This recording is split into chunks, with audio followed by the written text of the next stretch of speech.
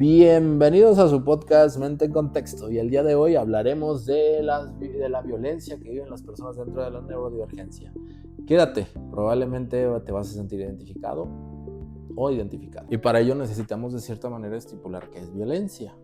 Para usted, señorita, ¿qué sería violencia? Pues para mí es este daño que se hace a otra persona donde involucre también una vulnerabilidad a sus derechos humanos y ya sea también de manera física, económica, sexual y psicológica. Exacto. Y que también entender de cierta manera que la violencia no es ejercida solamente de un humano hacia otro humano, sino que existen otras esferas de violencia donde puede haber una violencia sistemática, una violencia institucional o incluso una violencia en función como de tu raza o de tu género. Sí, y también entender de cierta manera que hablando de neurodivergencias estamos hablando de una situación política. Una situación política que justo la etiqueta viene cuando hacemos o visibilizamos a un sector de la población que ha sufrido abusos, ha sufrido negligencias, ha sufrido ignorar sus necesidades básicas por la parte de la ignorancia, que también aquí es importante. La violencia no necesariamente es una situación que amerite conciencia de la parte de quien lo hace. Muchas veces generamos violencia sin tener claro o querer hacerle mal a las personas. Que por ejemplo se da mucho cuando atendemos pequeños, ¿no? Que las mamás tienden a ser violentas hacia el pequeño por una intención de ser buenas madres, o sea, que generen este proceso es que lo tienes que hacer de cierta manera y las herramientas que usan son violentas. Aquí también para mí es importante como definir entre violencia y agresión. La violencia sí requiere de un acto artificial o de una situación artificial que genera un daño al tercero.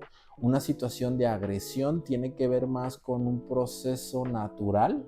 Nosotros no podemos decir que un animal es violento a pesar de que su proceso de comer sea agresivo, sino que lo hacen por naturaleza. Y aquí la situación es que lo artificial es, por ejemplo, esta parte institucional, esta parte sistémica, que hace que existan ciertas vulnerabilidades por la modificación del contexto. Ahora sí, la neurodivergencia. La neurodivergencia habla de ciertas situaciones que escapan de la normalidad. ¿A qué me refiero que escapan de la normalidad? Hay ciertos elementos que se nos van a dificultar más, que incluso vamos a normalizar y que incluso vamos a ser juzgados por cuando lo hacemos de manera natural. Por ejemplo, en el TDAH, la impulsividad. En el trastorno del espectro autista, incluso la situación de no entender las frases que se nos dicen también es un elemento que puede llegar a ser violento. ¿Tú cómo has encontrado o cómo has conciliado esta parte de la violencia en tu práctica? No, pues, o sea, creo que tocaste un punto también anterior que dijiste de muchas veces se es violento, pero a veces no te das cuenta, o la misma persona que es violentada no se da cuenta. Exactamente. Porque mucho tiene que ver también con el contexto y la cultura. Si estamos hablando de que estamos en un mundo más neurotípico, para las personas neurotípicos viene siendo normalizadas ciertas acciones, conductas que haya.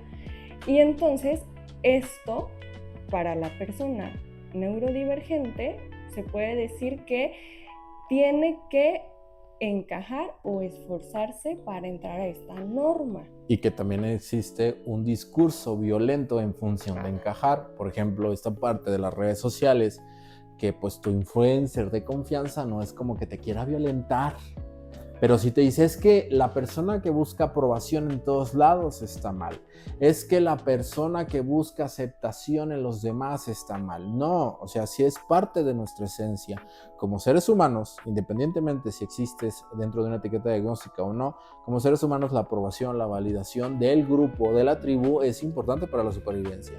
No porque se nos hinche, sino porque somos animales sociales.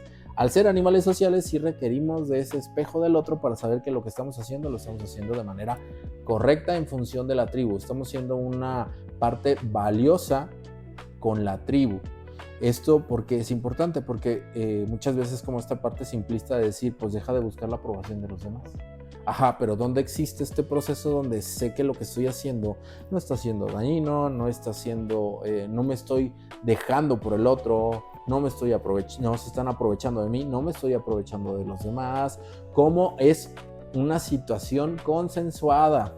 No solamente en lo sexual, sino también en cuestiones de relaciones interpersonales, de cómo consenso el hecho de que tú me exijas esto, de que tú me pidas esto, y que eso va a requerir una aprobación, va a requerir una validación. Entonces, en el momento que le dice a una persona que está dentro de la neurodivergencia que no busque la aceptación de los demás, ahí también se genera un proceso violento, en regla, sobre todo en procesos de espectro autista, porque entonces yo me voy a sentir culpable porque estoy buscando tu validación, yo me voy a sentir culpable porque estoy buscando tu aprobación. Entonces, ¿yo todo el tiempo estoy haciendo algo mal? No. Y es justo el cuestionamiento que me encanta hacer, porque no es tan blanco y negro el mundo. Si fuera blanco y negro sería sumamente mucho más fácil. Pero la realidad es que las cosas son más sutiles. No podemos decir que, ok, si buscas aprobación incluso para ponerte ropa. Ok, va, eso sí. Influencer, tienen razón. Va.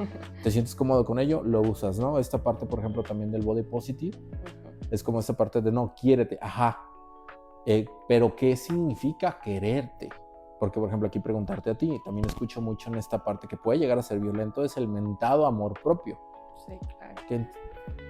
Es que, o sea, de esto yo justo también quería mencionar que esta parte pudieran ser cosas que ayudan a visibilizar, como decir, ok, quiérete, el amor propio, y ayuda a visibilizar. El problema es que está generalizado, y al momento que está generalizado no estamos viendo la situación de la persona. Entonces, claro, muy bonito se escucha en redes sociales, quiérete, o un ejemplo, el típico también de pon límites, establece tu límite, se escucha muy bonito en redes sociales que eso se debe de hacer, pero en la realidad, como tú estás diciendo, es diferente porque a lo mejor atenta contra la supervivencia de la persona en ese contexto que está, porque si estamos hablando de neurodivergencia, estamos hablando de muy probable una historia de aprendizaje, de rechazo, también de apuntar de estás haciéndolo mal. Entonces obviamente la persona va a querer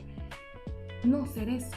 Naturalmente, a quien nos gusta, naturalmente, entonces va a empezar a hacer este proceso de no, entonces tengo que hacer más, tengo que... Y puta, el más que no, cansadísimo. Por ejemplo, una de las cosas que a mí me genera mucha ironía en la cuestión del amor propio es que estoy con esta persona porque no me quiero.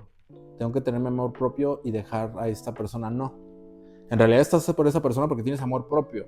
Porque, a ver, conceptualizamos amor propio, ¿no? Amor propio es este proceso donde tú buscas lo mejor para ti, donde tú buscas, de cierta manera, lo que más te genere bienestar. Va. Si se te ha vendido sistemáticamente, ojo, aquí voy a poner un género que es mujer, si se te ha vendido sistemáticamente y culturalmente que la mujer solamente tiene valor en función de una pareja, entonces, amor propio sí es aguantar este hijo de su pinche madre, sí es aguantar sus infidelidades, porque esto me está dando valor enfrente de la sociedad. Ojo, bajo una visión machista. Aquí es importante. ¿Por qué? Porque entonces, entonces por amor propio lo tengo que dejar. Ok, lo dejamos y no nos alcanzamos a encontrar o no se alcanza a visualizar el por qué regresa la persona con esa persona que le fue violenta. Porque resulta que es para ella más agresivo, es para ella más violento el hecho de salirse de esa relación y encontrarse con un mundo donde solo está su valor si está en pareja.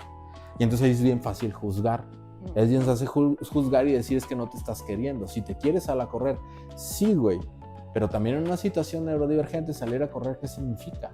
Aquí sí lo siento. ¿Por qué? Porque sí existen otros perfiles sensoriales, donde salir a correr probablemente sea exponerte al sol, sea exponerte al sudor, sea exponerte a una sensación de agitación y que no sabemos qué va a afectar en la persona. ¿A qué me refiero? El calor es estudiado que genera incomodidad en perfiles sensoriales como el espectro autista. En una situación de texturas o hipersensibilidad a las texturas, el sudor puede ser sumamente incómodo y hacer que la persona entre en crisis. Y tercero, si tenemos una persona, que esto no necesariamente es para las personas que viven dentro de la neurodivergencia, sino que tienen un cuadro de violencia, un cuadro de ansiedad, entonces la activación fisiológica de salir a correr puede hacer que tu corazón se agite. Si tu corazón se agite, puede hacer que la persona piense que va a tener miedo y que va a tener un ataque de pánico. Entonces va a generarse este proceso de miedo al miedo. Entonces son situaciones que al estar generalizadas tienden a ser violentas para la individualidad. y que muchas veces se pierde de vista por una simple razón de que alguien en una pantalla o alguien con una autoridad ficticia te lo está diciendo. Y entonces ahí es donde comienzan las dificultades. ¿Las dificultades a qué? Bueno, de donde elegimos este tema tiene que ver con que lo estudiamos en una capacitación, donde cuando volteamos a ver las estadísticas y vemos que las estadísticas que revisamos es que de un sector de la población, sobre todo femenino, el 33% vive violencia dentro de su pareja.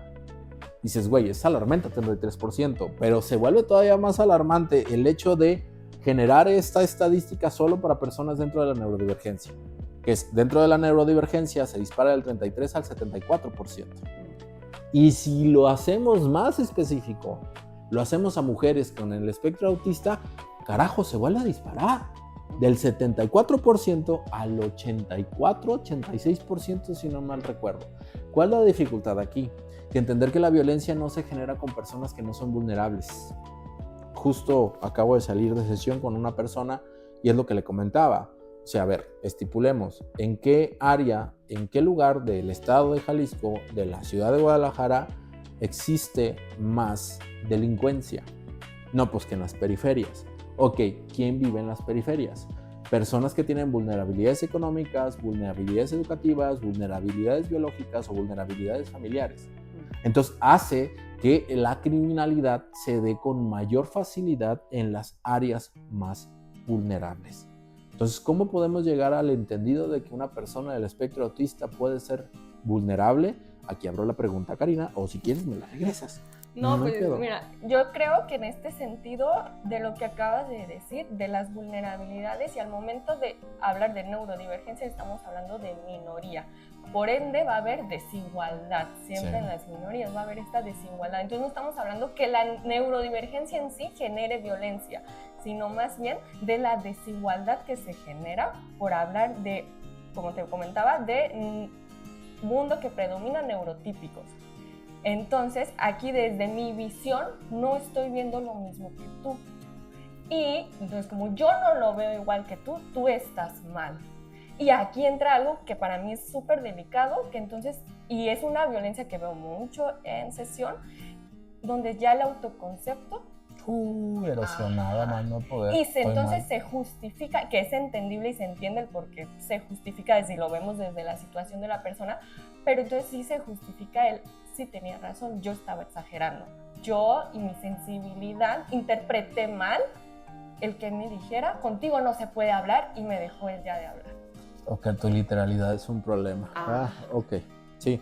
Justo para mí es importante también compararlo porque ahorita se está atacando mucho la neurodivergencia, de que ya todos son neurodivergentes, de que todos... Ahora resulta que ya todos tienen TDAH y nadie es pendejo. No, en realidad tiene que ver con una situación de observación. ¿A qué me refiero?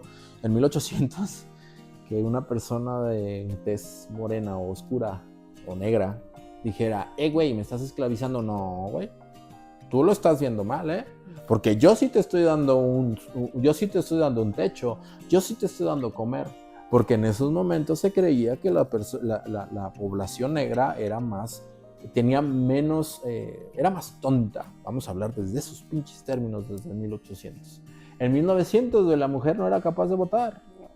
Entonces, si ponemos ahí y empezamos a ver de cierta manera que ese proceso de capacitismo siempre viene de las personas que sí cuentan con las características, recursos, que no la dejan es que ahí tengo un dilema, no es de recursos. No, o sea, son de varios factores todo esto. Porque, por ejemplo, entrando como un poquito más a crítica política, ¿para qué me vuelven a abrir micrófono?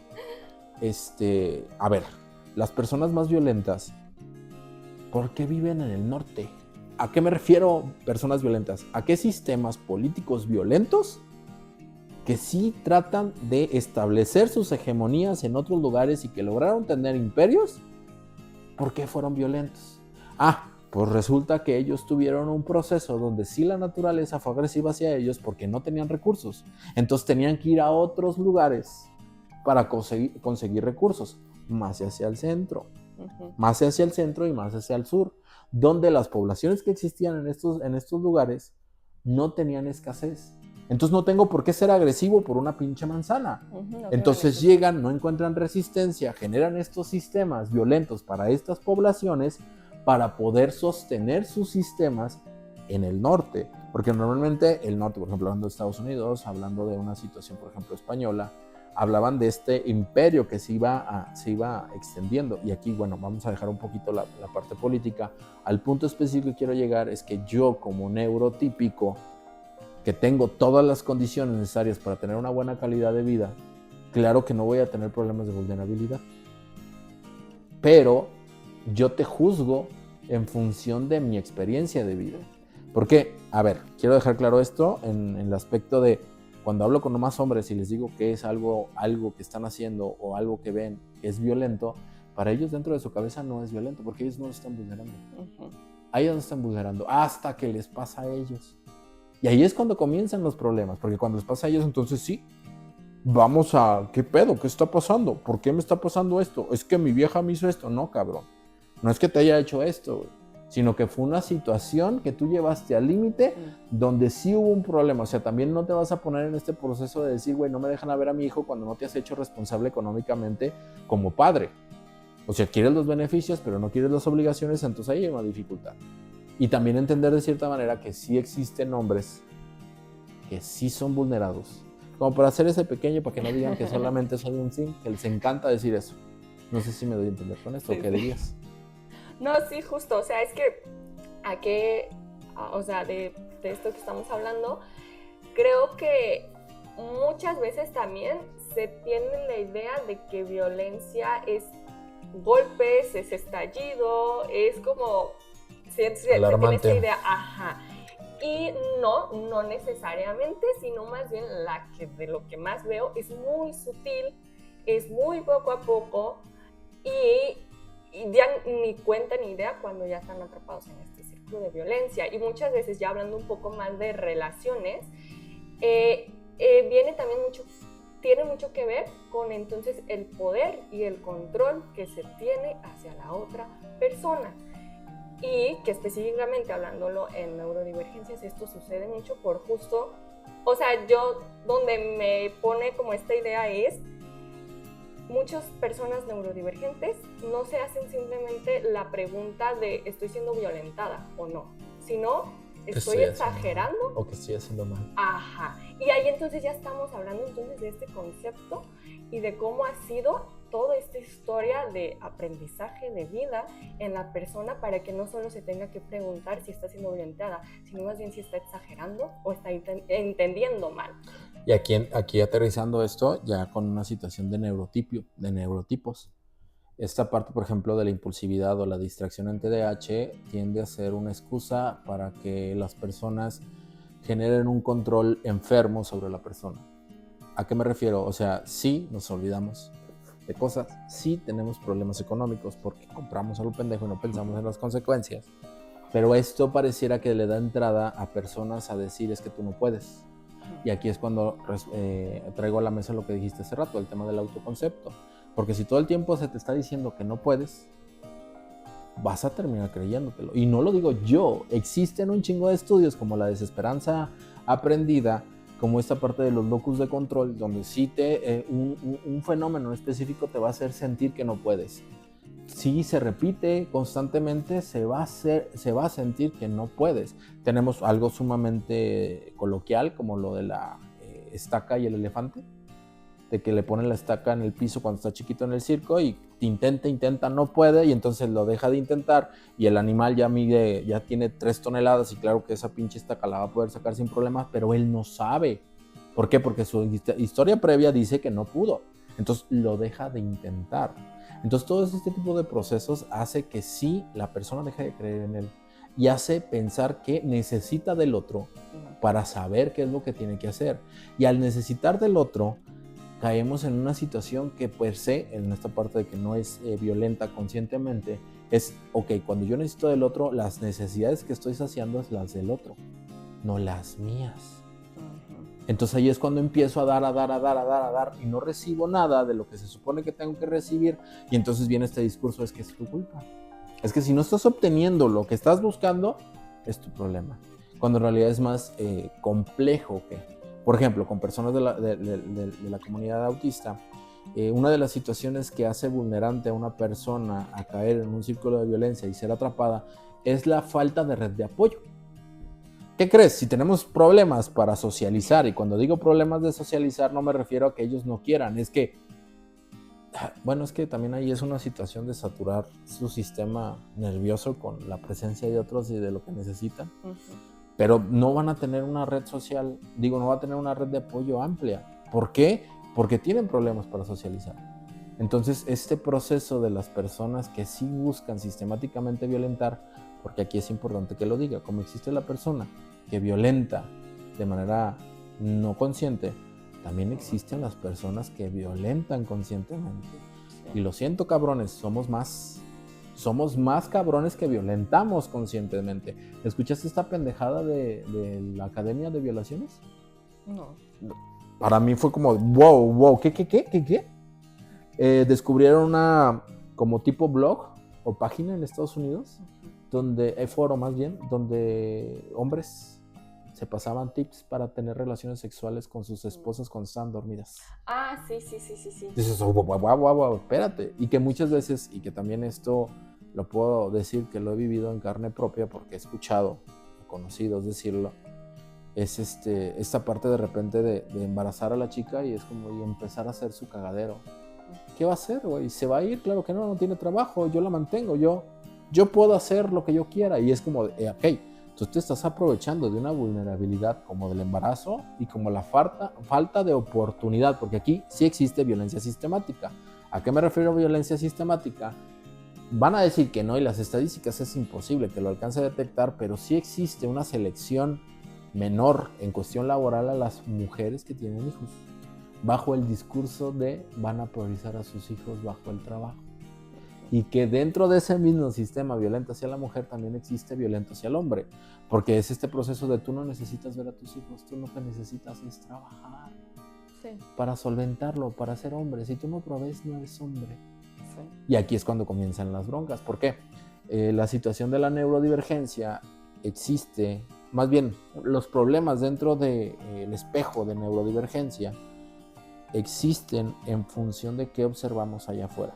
Y si en una habitación hay 10 personas y de esas 10 personas solamente una se encuentra dentro de la neurodiversidad, entonces va a ser imposible que yo espejee mis características, espejee mis intereses, espejee mis necesidades sensoriales, porque la gente va a quedar viendo y ¿cómo? O sea, güey, yo tengo que tener la luz prendida porque no veo. Y aquí esto que estás diciendo quiero hacer como más específica en el autismo, porque justo a lo que estás diciendo, espejé, eso pasa mucho en el autismo, en espejear, y entonces las necesidades de la persona no se ven, y no porque realmente no quiera, sino porque está viendo y como sigue reglas, así tiene que ser, así se supone. Bueno, en mi relación me están diciendo que debo ser así. Entonces la necesidad y el escucharte y además que hay esta parte donde cuesta más trabajo el identificar, el sentir sensaciones físicas en el autismo, el tener esa como identificación. Si le agregamos eso y todavía el seguimiento de las reglas y todo eso hace más vulnerable a la persona a la violencia. Y volvemos a lo mismo, o sea, entonces aquí se corre este riesgo donde se ignora lo que la persona siente, y no en sí porque la persona quiera, sino por el mismo contexto y la misma historia que hace que la persona ignore. Y aquí voy a aterrizar a lo que nosotros entendemos, pero que a veces ya ves que cómo es. ¿Por qué pasa esto? ¿Por qué el debo y el tengo es violento para las personas dentro del espectro autista? Sabemos que existe la literalidad. La literalidad no es esta cuestión romántica que dice, es que entiendes todo literal, o entiendes todo personal. No, tiene que ver con una situación más sutil, donde las reglas se hacen insensibles. ¿Qué es una regla? Algo que se te dijo en algún momento que lo querías seguir, lo tienes que seguir de pe a pa. La persona dentro del espectro autista lo va a seguir al pie de la letra, de pe a pa. Entonces, si dentro de una relación romántica, dentro de estándares machistas y patriarcales, se me dice que tengo que estar callada a pesar de que mis necesidades están siendo pisoteadas, lo voy a hacer con la intención de conseguir esta pareja. Si a mí me dicen que todo el tiempo soy demasiado, entonces, ¿qué es la respuesta lógica, correcta? Tengo que ser menos. Entonces, si el ser demasiado para las demás personas es expresar mis necesidades, entonces tengo que guardarme mis necesidades. Entonces, esta literalidad te genera problemas. ¿Por qué? Porque también entender de cierta manera que la identificación de patrones dentro del espectro autista es muy común, haciendo que la persona busque parejas similares, que no van a encontrar o no van a interesarse sus necesidades. Entonces ahí tenemos la dificultad en cuestión de una flexibilidad para decir, ok, puedes encontrar otra pareja que no sea exactamente igual a la anterior. Aquí es una dificultad que sí va a tener de per se la persona sin necesidad de tener alguna dificultad patológica. No sé si me doy a entender. No, sí, justo, pero pues es entender que entonces estas son factores que se vuelven como más susceptibles. Y que también me gustaría esta parte de remarcar que, bueno, si ya vemos también el hecho de que lo difícil también que es salir de un círculo de violencia en personas más específicamente de que es el tema neurodivergente. Porque como lo habíamos dicho, estamos hablando de una historia de vida en el que se le comparó, se le aisló, se le dijo que no era suficiente. Se le rechazó. Ajá. Y entonces aquí ya entramos un poquito a lo que habíamos dicho de conductas compensatorias. Entonces yo tengo que compensar porque no estoy siendo aceptada. Entonces yo estoy mal. Entonces empieza este aprendizaje de yo tengo que dar más. Y cuando una persona, hablando de una pareja, ya pues empieza una relación, entonces es como, esta persona me está eligiendo, me está aceptando. Entonces se permiten más ciertas cosas porque entonces es regresar a lo que tanto me habían dicho que yo no era suficiente. Y entender también que esto no es producto de una sola persona. Siempre pongo de ejemplo esto. En algunas ocasiones yo estaba viendo TikToks y ubicas a Spider-Man de los 90, el animado. Hay una escena que a mí me dejó... O sea, no la había... Probablemente la vi de pequeño, pero aquí la vi en un clip de TikTok hace no mucho, donde está Peter Parker y Mary Jane en un edificio alto y de la nada Mary Jane se avienta. Y ahí va Peter Parker y le dice, ¿qué pedo, güey? O sea, le dice, ¿qué pasó? ¿Por qué lo hiciste? Quería ver si me amabas. Entonces es una situación que sí se romantiza demasiado. O sea, volteemos a ver, por ejemplo, para mí es bien frustrante, sorprendente, de repente ver películas de los 80 donde el gaslighting era el guión. Sí. Hay una escena que para mí, de nuevo, estos clips de Facebook que de repente sale, mi algoritmo está raro, donde llega la esposa y ve al marido con otra mujer en la cama. Le empieza a reclamar y ambos, o sea, tanto el marido como la mujer, se levantan y se empiezan a cambiar mientras la mujer está reclamando. La mujer está con el hombre, porque lo estás haciendo, tanto que te quería, le está reclamando y él no dice nada, se está cambiando, termina de tender la cama, se sale la mujer y ya cuando está tendida la cama, cuando ya no está la mujer, le dice, ¿de qué hablas? ¿Cómo que de qué hablas? Sí, yo no te he sido infiel. ¿Cómo que no? Sí. Y ya no está la mujer. Los caché ahorita acostados, la cama está tendida. Y es una pinche película. O sea, ponemos también, por ejemplo, Andrés García, ¿lo ubicas? Sí. O sea, donde tenemos películas donde las dos amantes es como de, güey, porque, pues miren, no se preocupen, tú tal día, y yo descanso el domingo. Y era lo aceptado socialmente. Sí. O por ejemplo, también comercial de Rancheritos, ¿lo llegaste a ver? Me apareció en Facebook. El después. De Dime Vaquero, Dime. Sí. Es un retrato, creo que las redes sociales nos permite ver ese retrato de lo que éramos hace unos años, donde también era normalizado. Sí. O sea, y que hoy ya existe una ley Olimpia que hace que no exista este tipo de elementos y que anteriormente era publicitario. Entonces tenemos una cultura que es violenta, ojo, que aquí es importante, es violenta hacia la diferencia, es violenta hacia la mujer.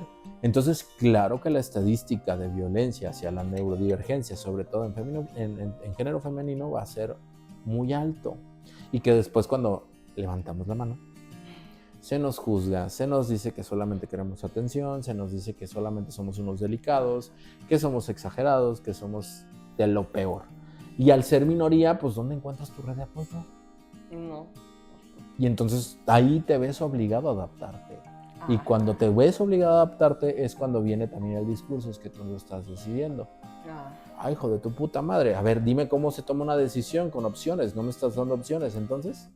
Sí, entonces esto que acabas de decir es importante porque muchas veces entonces se juzga a la persona cuando estamos hablando que dentro de ese entorno la persona está sobreviviendo. Sí. Es lo que está haciendo. Y que también a mí me llama muchísimo la atención cuando tengo consultas y que es algo constante, cuando les digo que ellos no son el problema. Nunca se las creen. Nunca se las creen. ¿Sí lo tengo aprendido? No. Cuando tú le dices a una persona dentro de la neurodivergencia que no es el problema, dicen, no, Marcos, estás mal. Porque acá, ok, está chido, güey, que tú me digas que no soy el problema, está chido que me hagas sentir bien, pero acá hay 700 personas que me están diciendo que yo soy el que tengo que cambiar. A ver, explícame por qué. Y entonces comenzamos con este proceso de redescubrimiento que siempre me gusta utilizar la siguiente metáfora. Imagínate que en un lugar donde tú vives, ¿qué calzado, de cuál calzas tú? Del 3. Imagínate que en el lugar donde tú vives solamente hay calzado del 22,5. ¿Por qué? No sabemos, pero hay calzado del 22,5 nada más. Oye, pero no me queda. Pues tú sabes, aquí están tus zapatos, tú sabes si los usas o no. Bueno, al día siguiente dices, pues no los voy a usar, ¿no? Sales a la calle descalzo y entonces comienzas a ver fenómenos raros. ¿Qué fenómenos raros? Te empiezan a voltear raro así como de... No te dice nada, solamente te voltean así como de... No traes zapatos, qué raro, ¿no? O llegas con personas de, ¿por qué no traes zapatos? Es que no hay de mi número. Ah, ok, pues ¿de cuál calzas? Porque para mí sí hubo, ¿por qué para ti no? Ajá. Y entonces comienzas a sentirte que ese día estuvo medio raro, como de, ¿qué pedo, güey? Pues sabe, güey, al día sí, y llegas a tu casa y dices, güey, estuvo bien raro mi día, ¿sabes qué? Mañana voy a intentar llevarme los zapatos, ¿no? Y entonces te llevas los zapatos, no te quedan, ¿eh? Son medio centímetro menos, te aprietan, ¿va? Y llegas a tu casa y dices, ah, güey, pues hoy nadie me dijo nada. Nadie me dijo que porque iba descalzo, nadie me dijo que porque no había de mi número. Entonces, y te quitas el calzado y te das cuenta que te duelen los pies, pero que te dolió más o te fastidió más lo que pasó un día siguiente que la misma cansancio de los pies. Entonces al día siguiente decides de nuevo usarlos. Y entonces te acostumbras a ese malestar porque es un malestar más llevadero que el que todo mundo te esté observando. Y entonces de la nada te empiezas a sentir que los pies te duelen demasiado, ¿okay? Y entonces vas con un médico y el médico te dice, oye, güey, pues es que traes ampollas, traes llagas, o en el peor de los casos traes una deformidad en el pie. ¿Por qué? Porque usaste un calzado que no era tuyo. El problema nunca fue tu pie. El problema fue el calzado y la sociedad que no te proveyó un calzado adecuado. Entonces, claro que sí vamos a necesitar atención. No atención al tamaño de mi pie. Atención a estas llagas, a estas ampollas o a esta deformidad de los pies, haciendo que se genere problemas que llevan a nuestra consulta, porque aquí es donde quiero aterrizar las cosas. ¿A qué me refiero a aterrizar? Las personas que llegan a nuestra consulta son adultos funcionales que sí se han sentido diferentes, que sí se han sentido sumamente cansados o que no les encuentran sentido a su conducta o a su ansiedad o a sus procesos depresivos o a su burnout. ¿Por qué? Porque en este proceso de conductas compensatorias logró ser tan funcional que incluso para otros profesionales de la salud que no son especialistas es como de, es que tú no tienes nada. No, se dan más técnicas y herramientas para, dale, síguele. Aquí voy a tirar, ya ves, bueno, ¿a qué me da el micrófono otra vez? Ahí, ¿para qué me doy el micrófono yo? Cognitivo-conductual. Cognitivo-conductual tiene una estructura muy neurotípica. O en los 90-80 tiene una estructura muy neurotípica, donde yo pauto como profesional de la salud que es una creencia distorsionada, que es un pensamiento automático y en función de qué te comportas. Desde mi neurotipicidad, lo tuyo no tiene sentido, entonces tienes un problema de distorsión, entonces tenemos que arreglar tu distorsión. ¿Cómo vamos a arreglar tu distorsión? Mira, con esta herramienta práctica. Sí, la persona se fue con más herramientas que le van a ayudar a mejorar su masking. Ajá, mejorar su masking. Pero el masking tiene un problema, que te gasta energía de más. Y ojo, cuando digo que te gasta energía de más, ni siquiera tú lo notas. Es, por ejemplo, cuando tienes un diablito en tu casa, bien escondidito de tu vecino y te está robando energía y tú no te estás dando cuenta y simplemente estás pagando un recibo de la luz más caro. Eso es lo que cuando hablamos de neurodivergencias en adultos llega. Por eso es de que dice, por eso es de que también se encuentra con este discurso violento de, no pareces autista, no pareces déficit de atención con hiperactividad, Ay, oye, no pareces de altas capacidades. Y si eres de altas capacidades, yo no sé por qué necesitas ayuda si eres bien inteligente. Ah, joder. Ya me puté, te toca a ti. No, claro, o sea, de esta parte, y como ir aterrizando también un poco, pues son discursos violentos, son discursos donde se invalida la experiencia del otro, donde hace que tu autoconcepto, como decíamos, esté distorsionado y que obviamente qué es lo que te queda, pues entonces, como decíamos, tratar de sobrevivir ahí. Y por eso entonces es donde cuando se llega a sesión es súper aquí delicado empezar a ir abriendo estas partes, porque es entender que la persona lo que ha estado haciendo, lo ha estado haciendo porque le ha funcionado y servido para el contexto que está viviendo. Que a lo mejor justo el tema de, no, pues ¿sabes qué? Pone un límite ahorita a tu pareja o salte de ahí, implica un riesgo alto de todo también, puede ser inmediatamente o también de tocar la historia de vida de la persona, de abandono, de soledad. Y como hablábamos justamente, como humanos no estamos hechos para estar como ser individual. Entonces, obviamente esto va a generar peligro. ¿Quién quiere ser rechazado? ¿Quién quiere ser abandonado? Nadie. Y quien diga que sí, carnal, chécate por qué. O sea, tus conductas compensatorias están bien fuertes. Y sí me gustaría cerrar con esto, con el aspecto de decir, ver una persona que vive bajo la neurodivergencia, la probabilidad de que estés viviendo violencia es muy alta. Entonces, este proceso de vivir violencia, claro que va a distorsionar la manera en que tú te percibes. Entonces, claro que vas a sentir que todo lo estás haciendo mal, claro que vas a sentir que sientes demasiado, claro que vas a sentir que eres una molestia y claro que en función de eso vas a modificar tus comportamientos para no verte débil, para no pedir ayuda, para no mostrar vulnerabilidad. Y que justo ahí es cuando comienzan los problemas, porque entonces ¿quién te ayuda? Porque sí somos seres sociales que requerimos de la interacción humana por lo menos para que nos escuchen, para que validen que lo que estamos sintiendo no es que nos estemos volviendo locos, porque eso sí es una victoria del sistema occidental. El que cuando una persona vaya en contra del sistema es que se está volviendo loco. Y de eso hay mil historias que no voy a indagar aquí. ¿Con qué cerrarías, Karina? No, justo de que, o sea, dentro de todo esto que hablamos es saber que justo no estás exagerando, no estás mal tú, se entiende, y esto justo es importante, sí, que te arrimes a alguien, terapias, para poder entonces ver justamente en tu caso, porque ¿qué sucede? Se generaliza, y creo que ahí es cuando, sin tocar mucho ahí, pero es cuando justo se llena de técnicas, herramientas, pero solo para continuar dentro del círculo que la está violentando, lo está violentando. O también aquí hay una acotación, más que terapia, es síguenos. No, fuera de mamada, o sea, sí, síguenos, o sea, ahí te puedes encontrar un reconocimiento. ¿Por qué? Porque de nuevo, le estamos hablando a gente en una vulnerabilidad. Entonces, dentro de esta vulnerabilidad, probablemente lo económico sea lo dificultoso. Y entender de cierta manera que este sistema nos obliga a nosotros a tener una actividad económica para poder sobrevivir. Entonces, síguenos, suscríbete, pregunta. Esto nos puede ayudar mucho para darte una respuesta concreta, una posible respuesta. O recuerden que siempre contamos con nuestra llamada de orientación gratis. De esa manera podemos ayudarlos un poquito más. ¿Por qué? Dentro de esto también viene una situación de vocación. Esto, si no me pagaran, probablemente lo haría, pero reitero, vivo en un sistema donde requieren que me paguen, así que pues lo solicito. Exactamente, ¿va? Entonces, si no hay otra cosa, más bien si hay un chingo, vamos a seguir hablando, pero vamos a acotarlo poco a poco para que también sea muy digerible para ustedes y pregunten, ¿va? Cualquier cosa, ahí andamos en la cajita de comentarios. Bye. Bye.